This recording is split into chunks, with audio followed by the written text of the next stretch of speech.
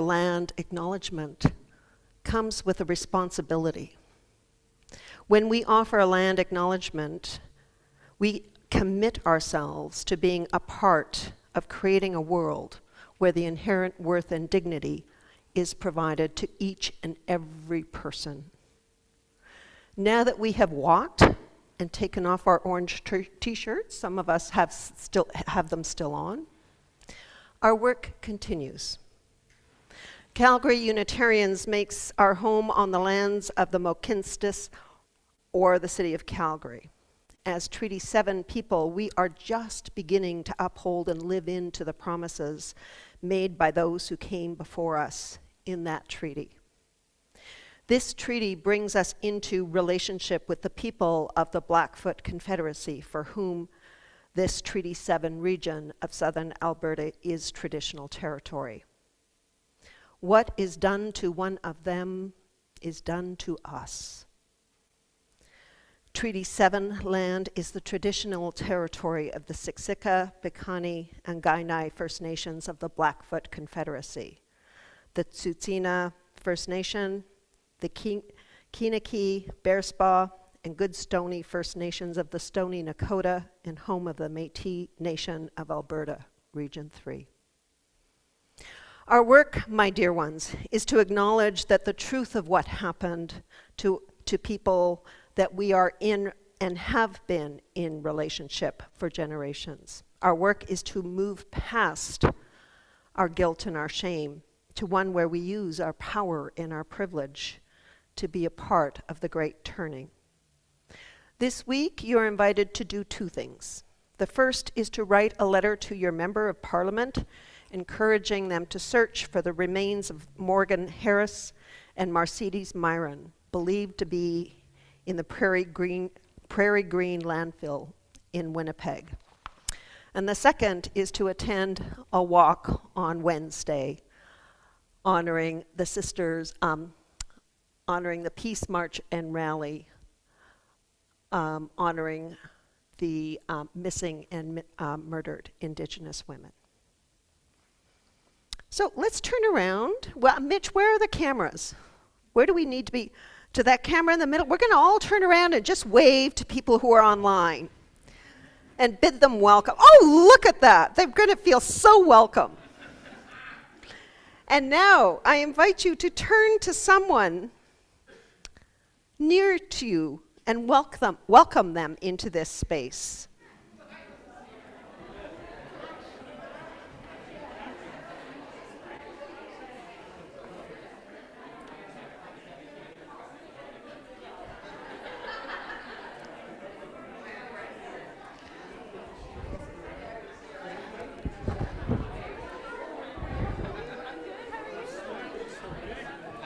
Welcome. So glad you're here. Pardon? Good to be here. It's good to have you here. Okay. Hello. Hello.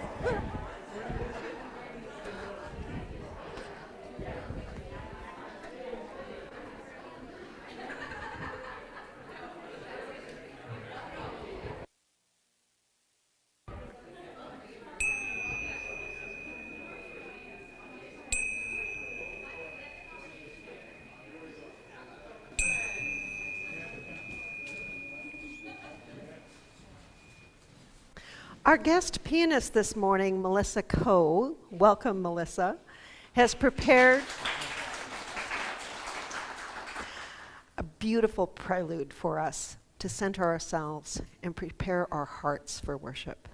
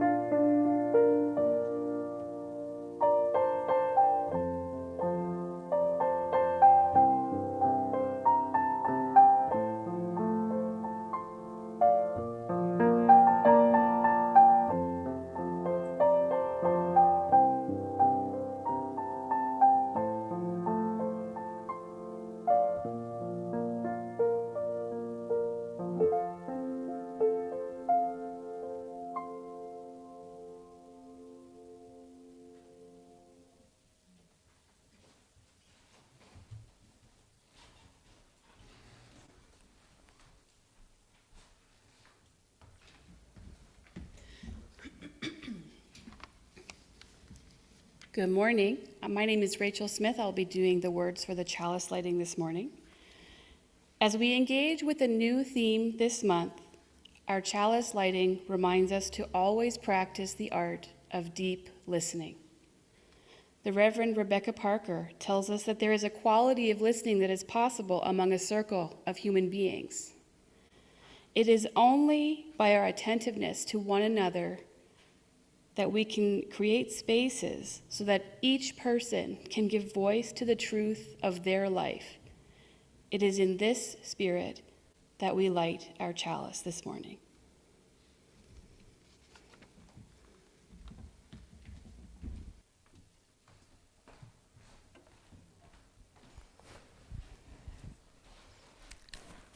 And now we get to sing.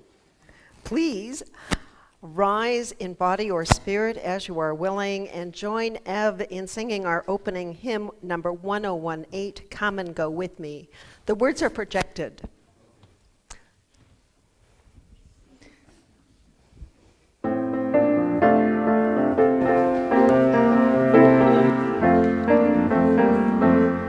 Come and go with me to that land. Come and go with me to that land.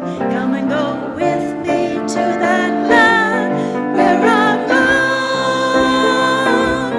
Come and go with me to that land. Come and go with me to that land. Come and go with me to that land where I'm bound. There'll be freedom in that land. There'll be freedom in that land. There'll be freedom in that land where I'm bound. There'll be freedom in that land.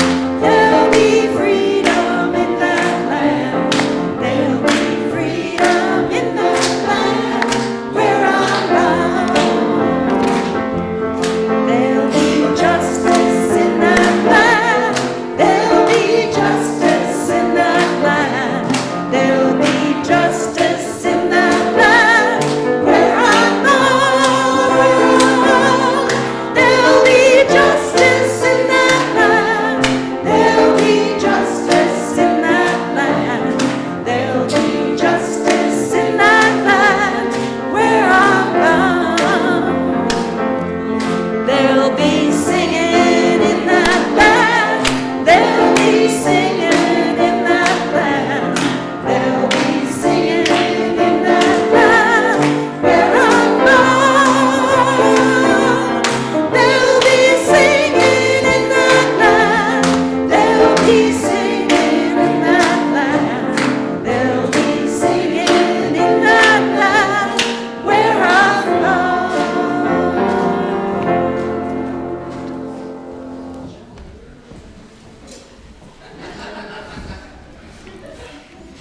I think if anything can get me up and moving, it's that song, right? So that's awesome. I'm Sheila McMaster, Director of Religious Education here at the Calgary Unitarians, and my pronouns are she and her. And I'm so happy to be back. I've been sick for a couple weeks. And seeing everyone's shining faces, smiling back at me, I feel like this is my spiritual home. And I feel so happy to be back here.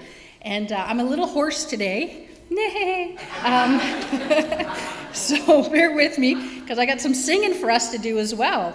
Because today we're talking about being a Unitarian Universalist. And what does that mean? What is our elevator pitch, right? And I thought to myself, what might be helpful is to share with all of you what we teach the kids and youth downstairs.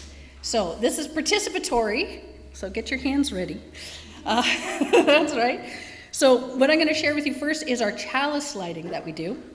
So you want to make a U shape with your hands, that's right, and you say, we light this chalice to celebrate Unitarian Universalism. And then you touch your hands to your head and then open them outwards, and we're going to say, this is a place of the open mind. And then you're going to hold your palms out in front of you, palms up, and say, this is the place of the helping hands. And then cross your hands over your heart and say, this is the place of the loving heart. Together we care for our earth and work for friendship and peace in the world. So we do that every week that we can.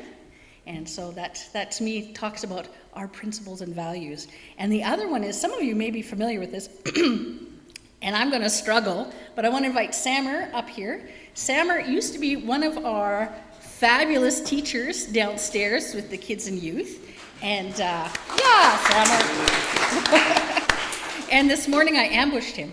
And I said, Sammer, I need accompaniment to go with my song. I was going to sing it a cappella, but you can hear how I sound. And I'm like, I need help. And what do we do for each other? We help each other. And Sammer says, once I work for you, always I work for you. I am here. And I said, I love you, Sammer. You are the best. And so we came up with this. Now this is to the tune of Do, Re, Mi. So like, do, a deer, a female deer, just like that. And then we added in an 8th principle, right? So this song was written for 7 principles. And so then I was like, how do we, like there's this big conversation, how do we add in our 8th principle? So it's a little interesting at the end, but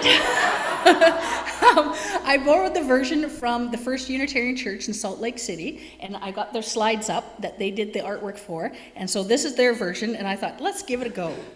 Let's give it a go, but I'll need everybody's help. Okay, you guys ready? Okay, so the first slide's gonna come up. It's each person is important. So, 1, each person is important. 2, be kind in all you do. Let's see those fingers. 3, we help each other learn. 4, and search for what is true. 5, all people have a say. 6, work for a peaceful world. 7, the web of life's away. And we face system racism. Excellent! There we go, great job. I pass all of you through elementary. You all make the grade. So today downstairs with the children and youth, we're actually going to be making pocket principles. So what we're going to do is we've got some great marker pens and rocks, and we're going to draw a symbol or a word that talks about our principles so we can always have it in our pocket. So we might have some extras if you want to sneak downstairs. Feel free to make your own pocket principle. And to me, the principles are a guide for the positive work that we do in the world. And there's a quote by Kali Gibran that it encapsulates this to me, what it means to be a Universalist Unitarian. Work is love made visible. So being a Unitarian Universalist, to me, is about action. It's not just who we are, but it's what we do. And so it's the love that we have to care for ourselves and for each other and for the world, and making it shine and letting it be seen. And now join me as we sing our children and youth downstairs to our fabulous activity.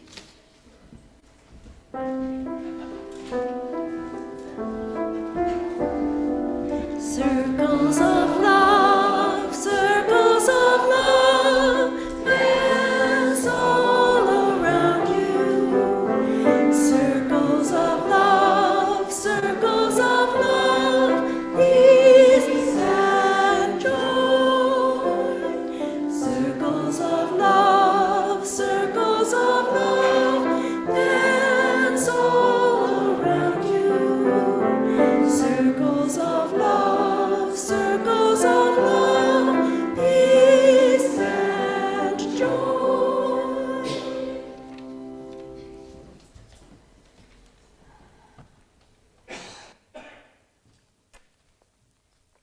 Now, for those of you that are wondering what happened to our joys and sorrows when we used to come up and light candles and drop, we're bringing that back. We're just taking our time and settling into what it means to how to hold church and do church on Sunday morning. So we will bring it back, probably next week or the week after, so just know that. And I also want to acknowledge that the flowers that grace our chalice table this morning are provided by Lynn Nugent, and she provided them in honor of her daughter's birthday, which is today, I believe. So if you would like to sign up to provide flowers for the service, there's a sign-up sheet in Wickenden. You can go and look for it. It only goes to November 19th. I'll fix that in the weeks to come. But here in this space, we are gathered. We are called to do our part in weaving the web of human community. Here in this space, some of us have come in pain. To those who are dealing with issues of health, broken water pipes, we pray, we wish, we send you courage and healing. In this space, let us pause and speak softly, aloud, or hold in our hearts all of the concerns, named and unnamed, that are gathered in this room today.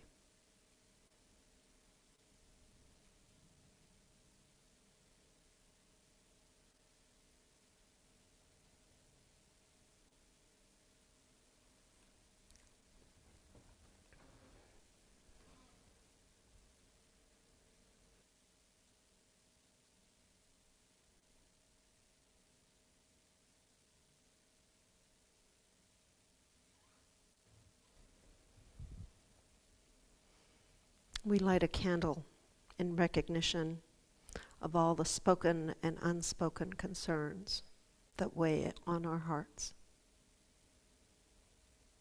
And in the complexity of community and being human, it is right in this space to acknowledge that there are those who have come with joy bubbling in their heart. May we rejoice together, remembering the wisdom that says joys are multiplied when shared. May we remember gratitude for warmth, thankfulness for sunshine on such a beautiful fall day, appreciation for the simple tastes of whatever food our lives and bodies let us choose. Here in this space, we are called to weave the web of human community. May we now pause to speak aloud or in silence at least one blessing, one joy, no matter how small, that has touched our life this week.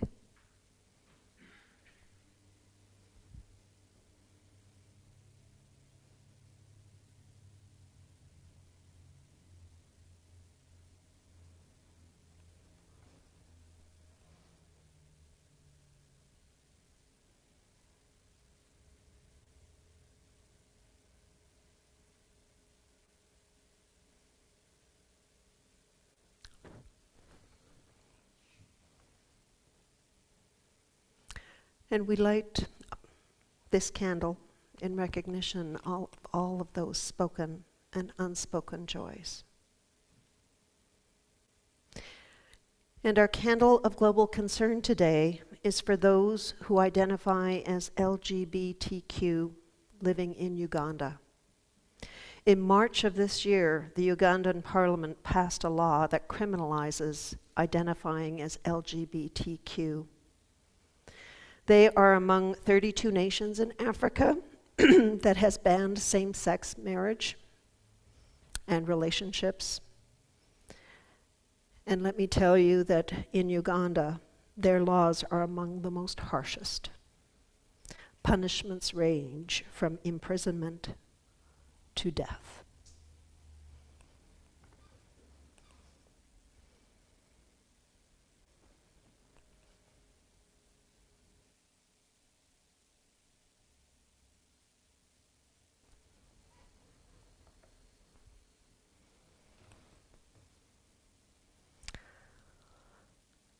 So let's just breathe for a moment.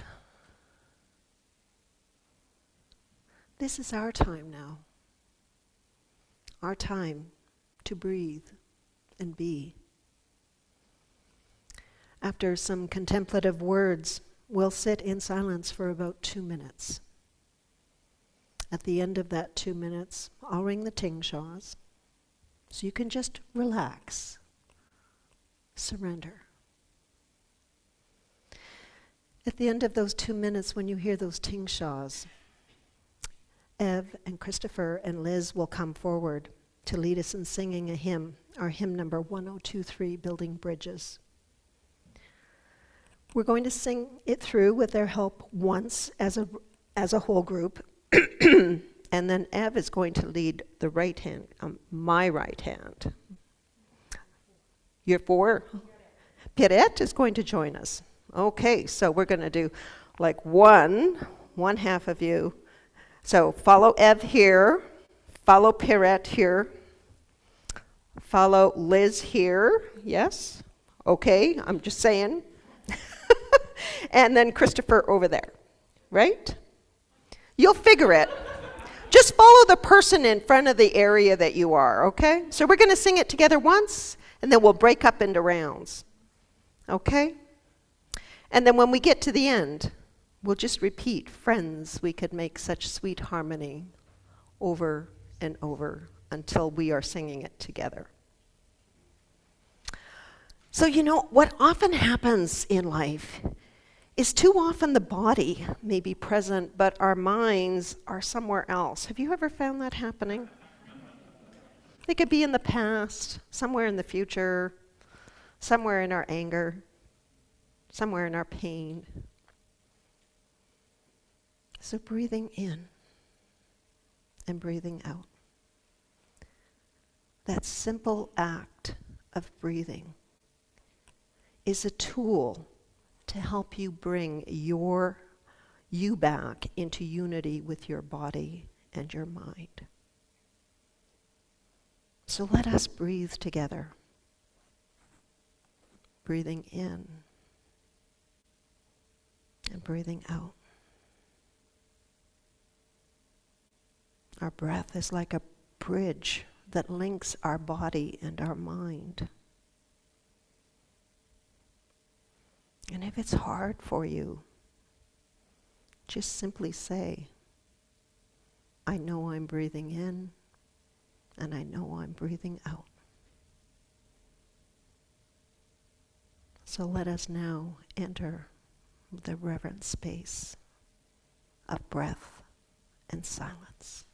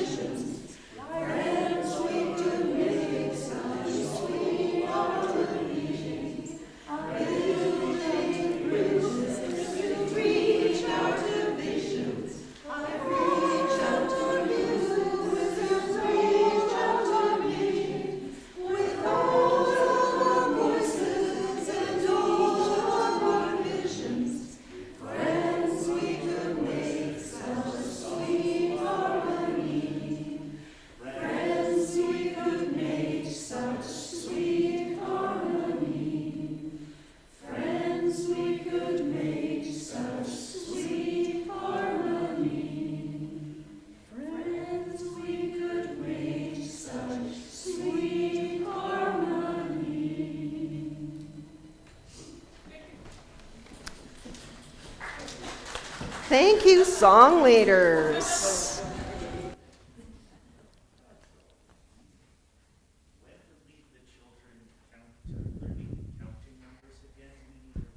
We need a refresher of the children's counting numbers again.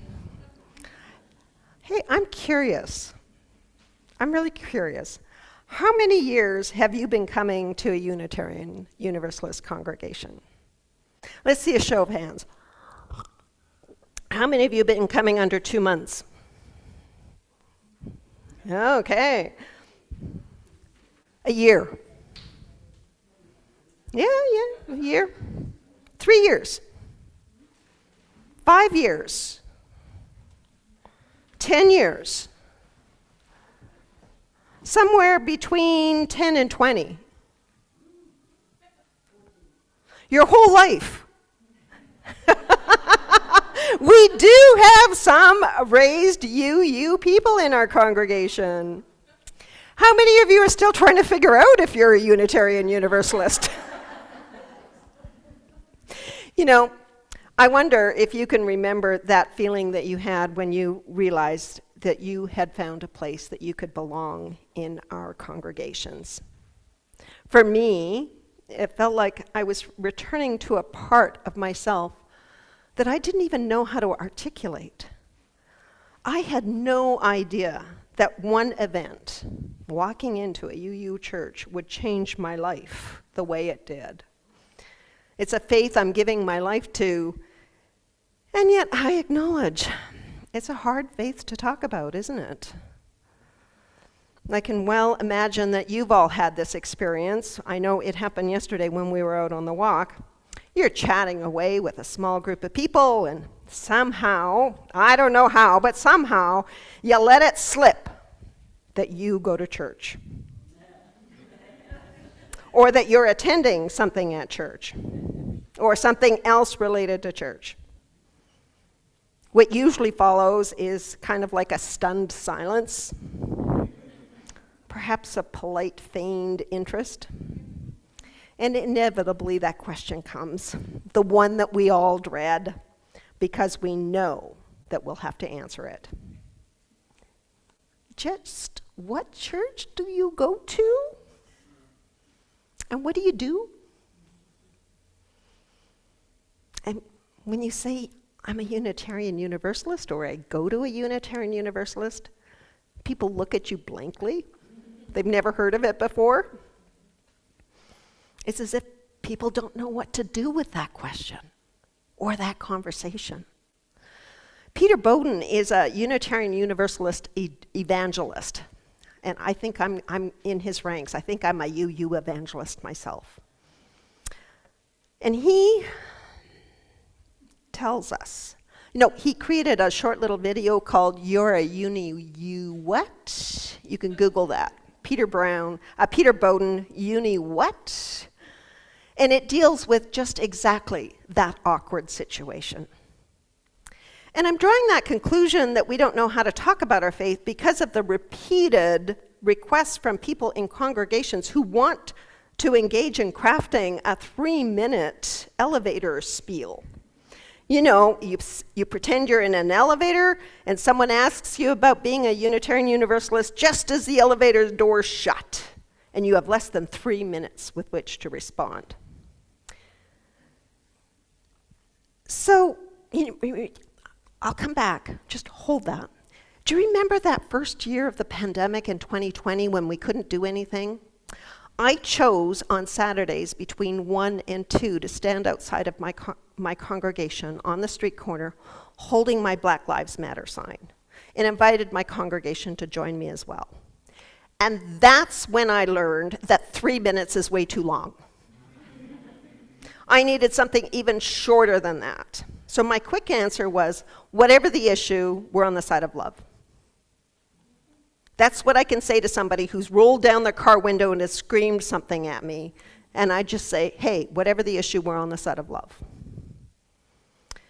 Now, one of the many things that I'm loving about who you are as a congregation is your desire to be known in the wider community.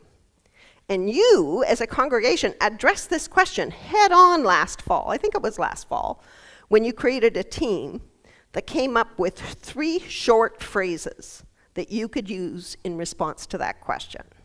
What is Calgary Unitarians? If you're curious what those 3 things are, pay attention to the e-news this coming week, because I'm going to make sure that they're in there, okay?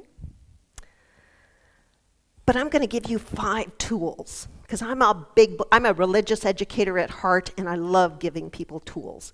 And if I had the opportunity, I would have put a tool belt on this chalice table, because I'm all about giving you tools to fit into your tool belt to talk about what it means to be a Unitarian Universalist.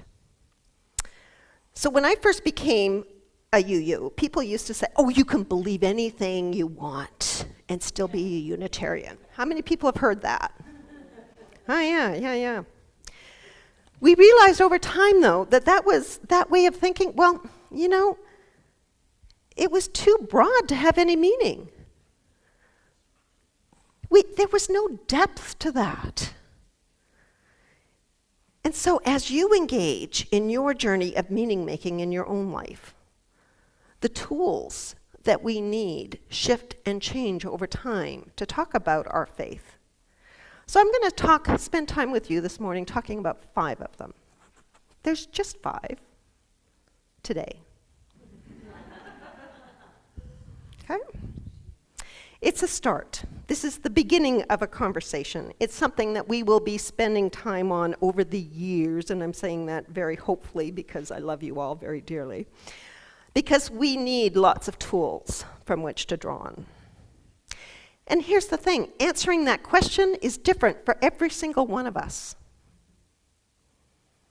And yet, there are big ideas that are true for us all.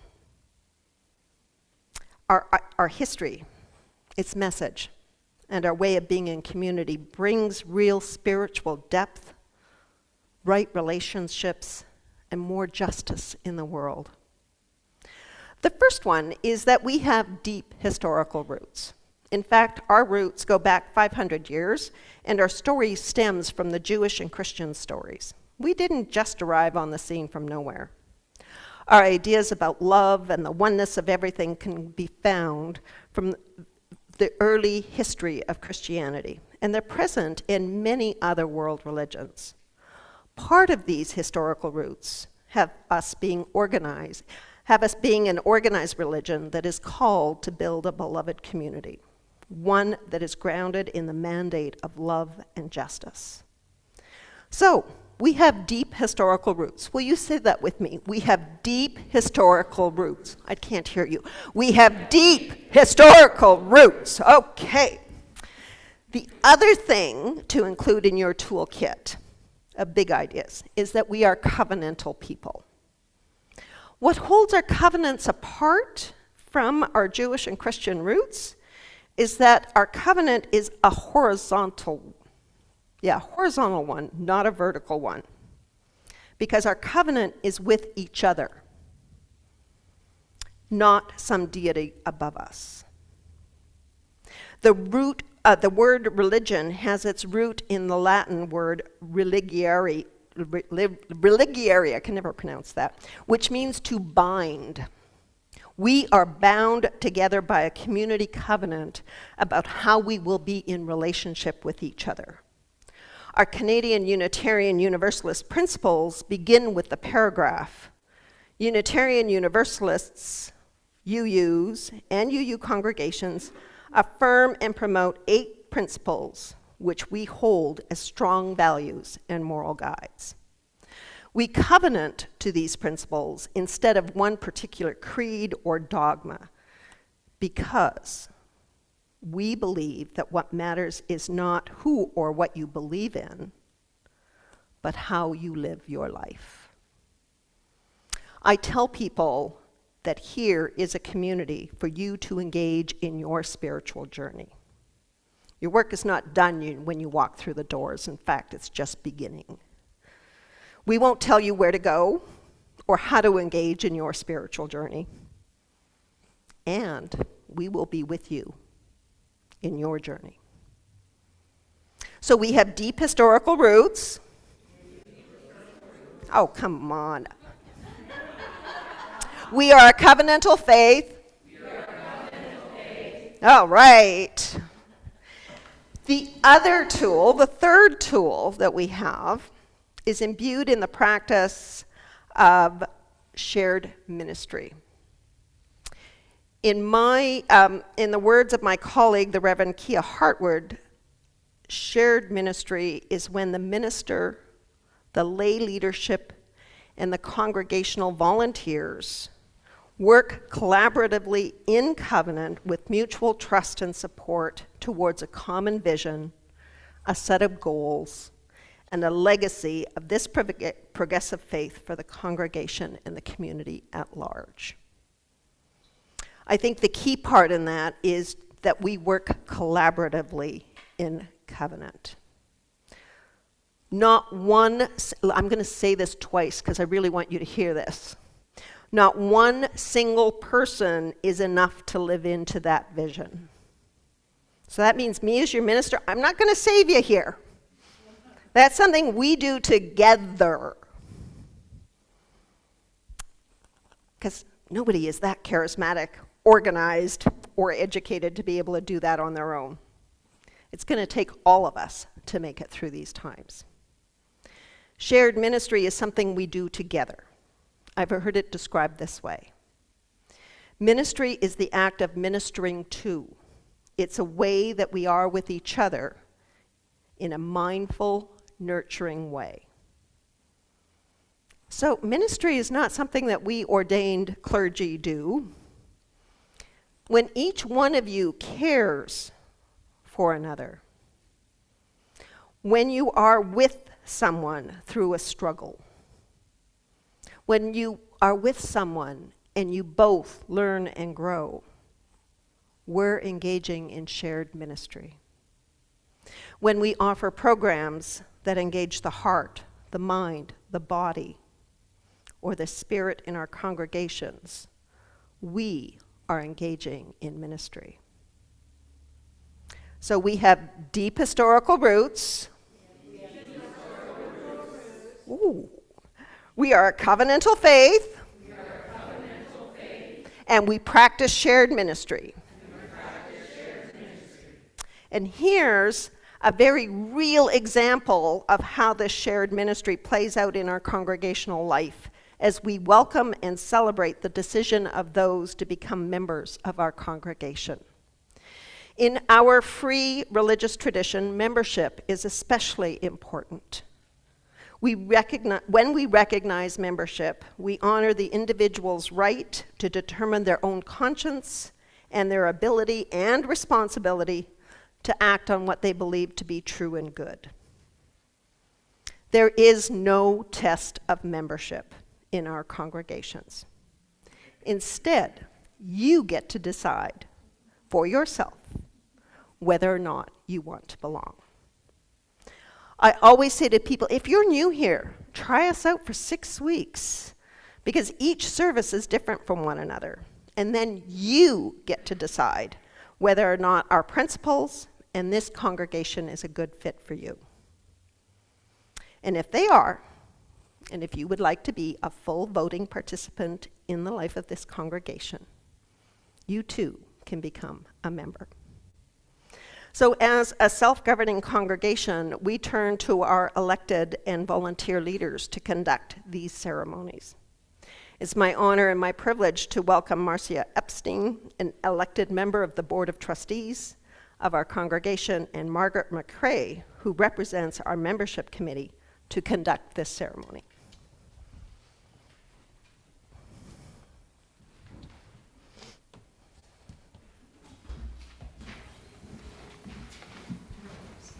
I think you go first. Nope, Margaret, you go first. Me.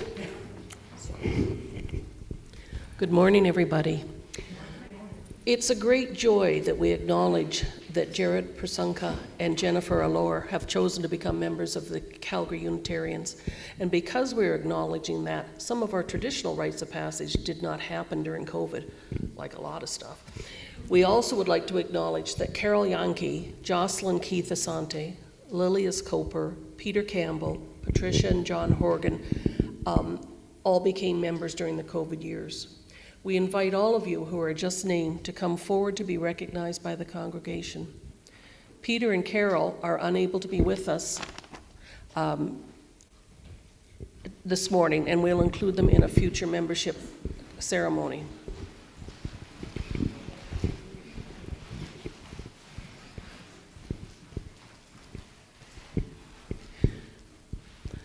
A covenant is a promise which we enter together as a community. As we welcome our new members, we all have the opportunity to renew our commitment and remember what brought us here. For you as members and friends of this congregation, you have a role in this ceremony as well. You will find the words printed on the insert in your order of service, as well as being projected.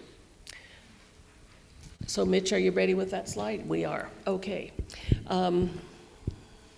You're invited to read along with Marcy when she indicates to do so.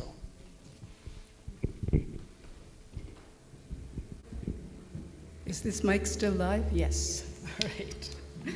Membership in this congregation is both simple and difficult. It is simple because we have no set creed, but maintain an open door to those who feel at home with us. It is difficult because those who join us have made a personal decision to become part of our religious community that is searching for truth, struggling for justice, and attempting to live in love. Please join me in saying the words that are indicated for the congregation to read.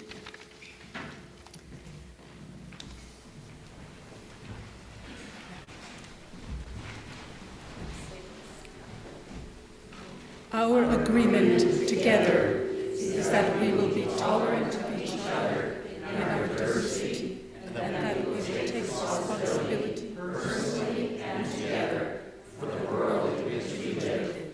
In order to prosper as a church community, each of us must contribute to the ongoing life of Bruce and find meaning such as such participation.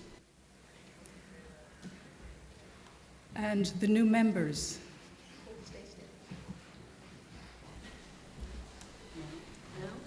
This is your turn. In joining this congregation as a free and responsible person, I acknowledge my desire to belong and to help build a free, responsible religious community. Congregation, to you who are becoming members of this religious community, we extend our welcome. May our journey together be richly fulfilling. May it bring our shared aims and ideals more fully to realization. May these things be so. This is a little gift that we give to new members. I should have said that there. It contains a chalice, some other Unitarian things, and our new directory, of which they are now listed. Thank you so much. So you have the directory to share. Oh, Thank you, Will. it's in there, it's not in there. That's because you're sharing, John. Thank you, Margaret and Marcia. Let us all show our welcome for Jennifer, Jared, Jocelyn, Lilius, Patricia, and John as they make their way back to their seats.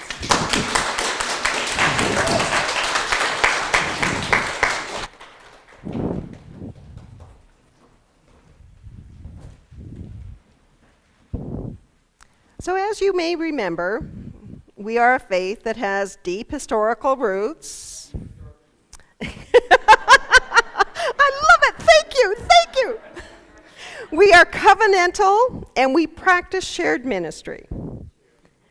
The other thing I think we need to include in our toolkit is the transforming power of community. I like to think that we are a faith tradition that leans heavily into the work of the transforming power of community.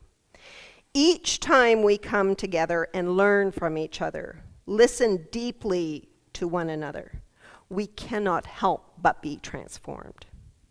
This transformation takes work and it is not comfortable. It takes work to be a UU because we are so much more than a social club. We believe it matters how we live our lives, what we say and do, how we act. All of that matters. So you see, we are much more than a group of reactionary humanists and atheists, wounded Christians who meet and complain about the world.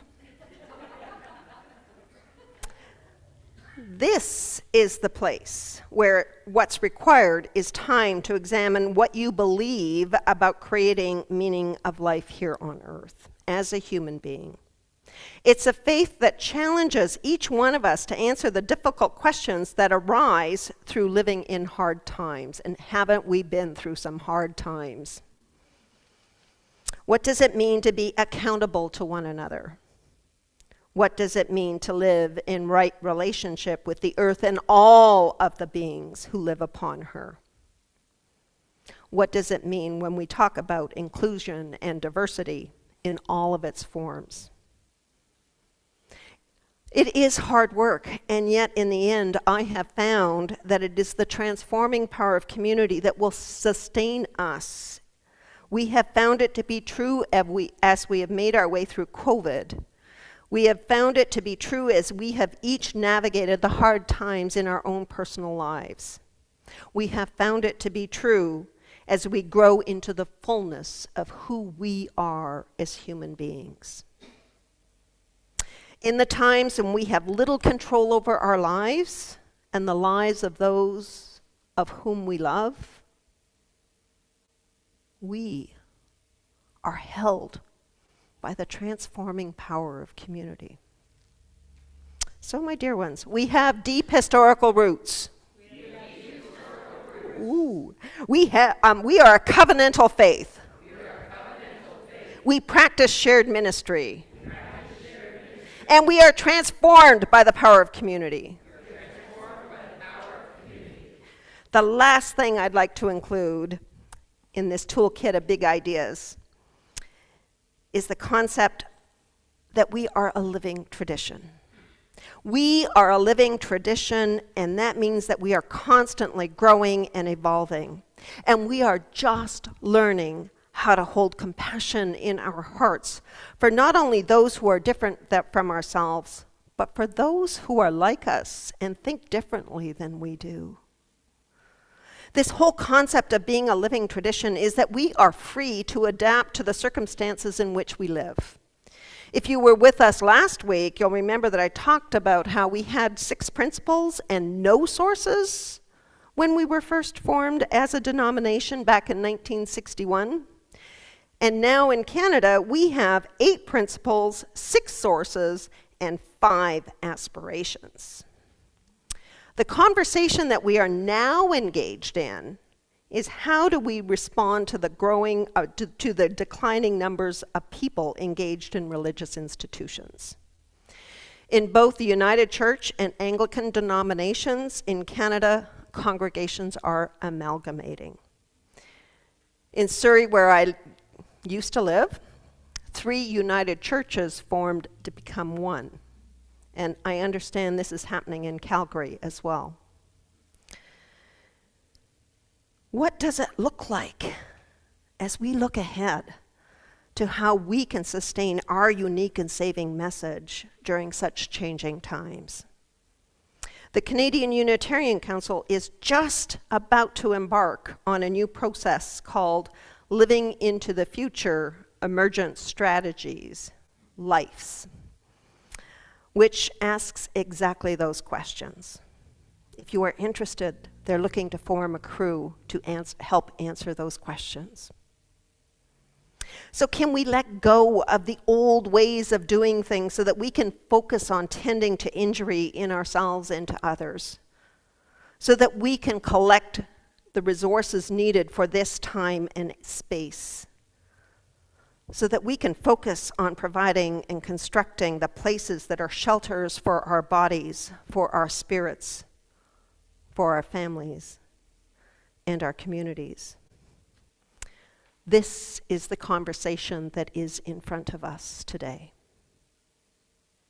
So, my dear ones, not only are you going to get 3 little short phrases that you can use, and you're going to watch for them in the... You're paying attention. We also have 5 tools that you now have in your toolbox to draw on. So, together we have deep historical roots, we are covenantal, we practice shared ministry, we are transformed by the power of community, and we are a living tradition. May it ever be so. Amen. Namaste. Blessed be. The other thing that's unique about us is that we are entirely self-governed by democratic processes. Of all the privileges of our free church, one of the privileges of our free church tradition is to provide all of the financial support for our many ministries. Generosity, therefore, is one of the spiritual values that we recognize as central to our personal and institutional well-being. Calgary Unitarians take this to heart in that each month we choose a nonprofit organization to donate 1/2 of our unidentified donations. This month, we are supporting the work of Rainbow Railroad. I first became aware of their work when actually I was here doing my internship 10 years ago. And what impressed me about them is that they help at-risk LGBTQI+ people get to safety worldwide. In a time when there are more displaced people than ever, LGBTQI+ people are uniquely vulnerable due to systemic state-enabled homophobia and transphobia.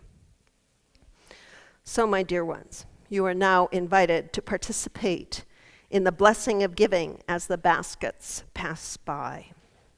First-time visitors, please feel free to let the basket pass you by because your presence is a gift to us.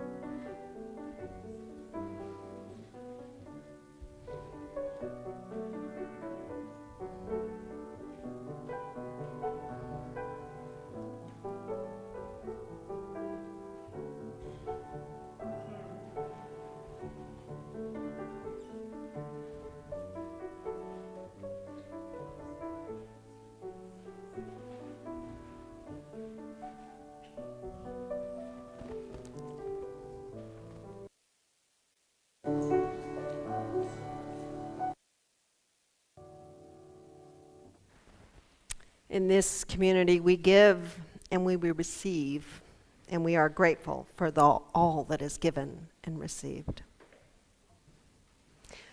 My dear ones, within each one of you, there is a most glorious light. Go forth and let its spark help you understand what both troubles you and others. Go forth and let its light of reason be a guide in your decisions. Go forth and bring its ray of hope to those in need of help, in both body and spirit, so that they and you might find healing. Go forth and fan the flames of passion to help heal our world. Go forth and spread the warm glow of love, pushing back the darkness of the world. Go forth and share your glorious light with the world. It is in need of you. Let us rise as we are willing and able and sing our closing hymn 107 for Turn the World Around. Ev is going to lead us in that.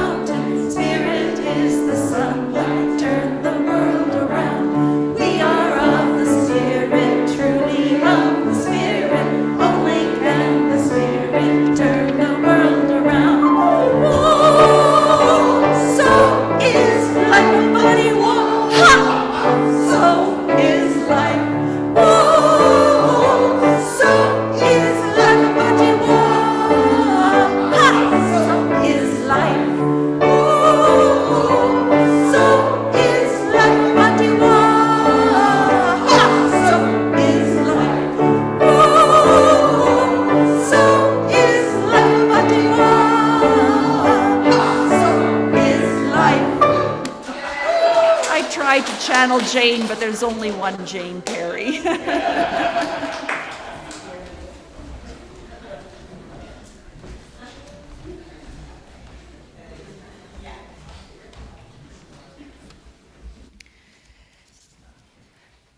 As we extinguish our chalice this morning, we do so in acknowledgement of the living tradition, one that draws on our 6 sources to make meaning in the world in which we live.